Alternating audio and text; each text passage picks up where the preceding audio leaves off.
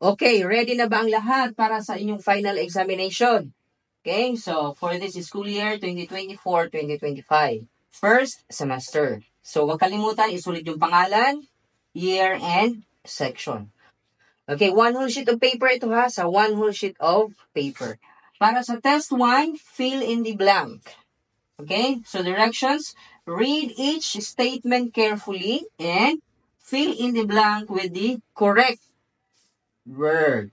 Sana nakapag-research kayo ng maayos. Number 1, smoke, then, yeah. Number 2, that was so. Number 3, you miss my. Alright, number 4, sarap, but I'll blank myself na lang. Number 5, you're a person. Number 6, yung blank ng sweater mo. Number 7, you forgot your. Number 8, I want blank kisses. Number 9, but I like being blank by you. At last, para sa test 1, number 10, parang tinatry mo ako blank. Okay. Test 2, multiple choice. Directions, read and understand the following statements or questions and choose the letter that corresponds to the correct answer. Number 1, who was Anthony's GF or girlfriend during the time he stayed in touch with Maris? A, Janela de la Cruz. B, Jamela Villanueva. C, Janela Salvador. D, Jamela Cruz. Number 2, complete the statement, masaya nga ako. Sarap, but I'll blank na lang. A, cook myself. B, hug myself.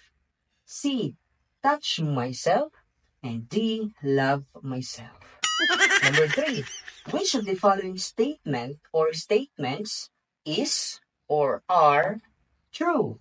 A, masaya ka ba kagabi?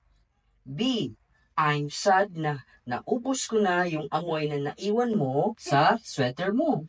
C, haha, finally nakapunta ka na sa bahay. Haha. D, all of the above. And for number 4, what did Anthony ask his girlfriend allowed him to keep in contact with Maurice? A, method acting. B, they were close friends. C, business purposes. D, all of the above. Number 5, last item for the multiple choice. Complete the statement, ako na lang, blank mo love. A, kainin mo. B, saktan. C, mahalin. D, pasanin. And for the test 3, we have explanation, 5 points each. Kaya galingan ninyo yung pag-explain.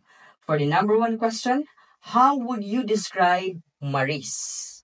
Number 2, what is or are the importance of screenshot or screenshots? So galingan nyo para pumasa kayo sa subject na ito.